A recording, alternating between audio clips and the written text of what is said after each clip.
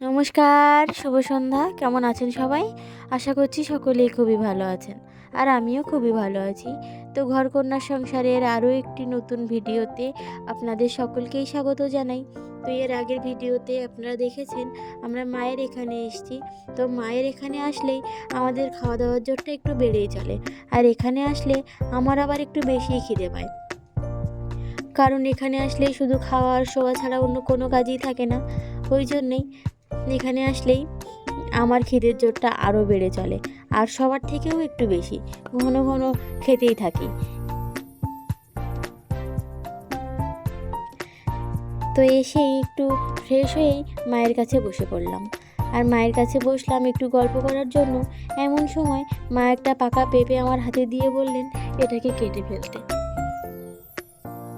আমি জিজ্ঞাসা করলাম মা ওটা কোথায় পেলেন?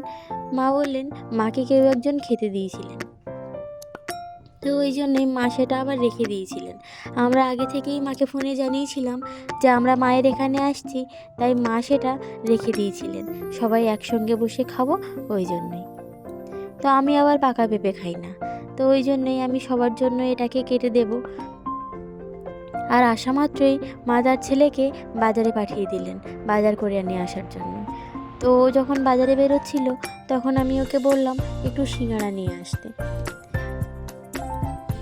তো ও বাজার থেকে ফেরার সময় গরম গরম সিঙ্গাড়া আর চাটনি নিয়ে চলে এলো। তো এখন সন্ধ্যাবেলা এটাই খাওয়া দাওয়া করবো, তারপরে আবার রান্না আছে। আর আজকের রান্নায় থাকবে গাঁঠি কচু দিয়ে চাওড়া চিংড়ি। বাজার থেকে চাওড়া চিংড়ি নিয়ে এসেছি।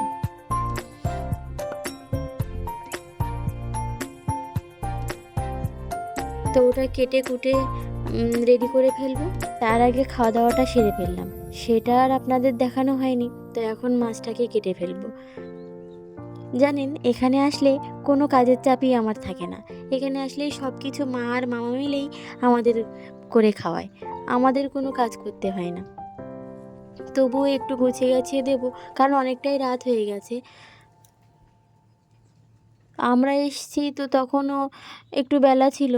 তো তারপরে ছেলেকে অনেক দিন মা দেখে না, তো ওই জন্য তার নাতনিকে সে কাছে পেয়েছে, তাই একটু আদর করছে। অনেক রকম গল্প দুজনের জমেছিল, সেগুলোও বলে নিল।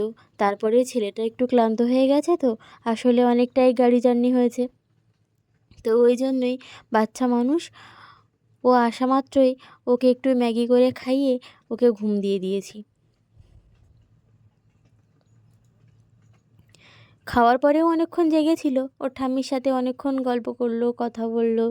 ওর ঠাম্মি আবার ওর জন্য একটা বন্দুক কিনেছে। জানেন, বন্দুক নিয়ে ওর আবার খুব আগ্রহ। বাড়িতে একটা বন্দুক আছে, সেটা নিয়েই ও খেলা করে। তো সেটা খেলনা বন্দুক যেটাকে বলে। তো ওর ঠাম্মি শুনেছিল ফোনে যে ছেলে বন্দুক নিয়ে খেলা করে, ওই জন্য ওর ঠাম্মি একটা কিনেছে। তো এখানে এসে ওটা পেয়ে খুব খুশি। তো ওটা নিয়েই অনেকক্ষণ ওর ঠাম্মির সাথে বকবক করলো, কথা বললো, খেলা করলো। তো তারপরেই এখন ঘুমাচ্ছে, তো ওকে আর ডাকবো না। তারপরেই আমি রান্না বসাতে যাব, এমন সময় মামা বলল তুমি ওঠো, আমিই করে নিচ্ছি। আর আমাদের মামার রান্না আবার খেতে খুব ভালো লাগে। মামা তো সব জায়গায় রান্না করে অনুষ্ঠান বাড়িতে, ওই জন্য মামার রান্না খেতে খুবই ভালো লাগে, সে যেমন করেই রান্না করুক। দেখুন কেমন এক পাকেই সব কিছু রান্না করে ফেলছে।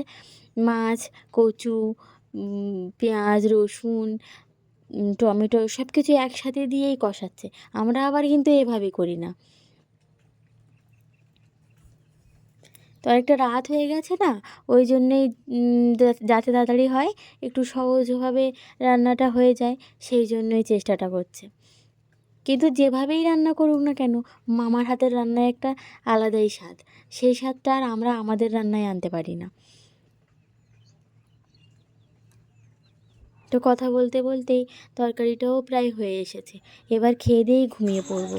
আসলে অনেকটাই কষ্ট হয়ে গেছে আজ। তো ভিডিওটি এখানেই আমি শেষ করব। আপনারা সকলেই খুব ভালো থাকবেন, সুস্থ থাকবেন, সাবধানে থাকবেন।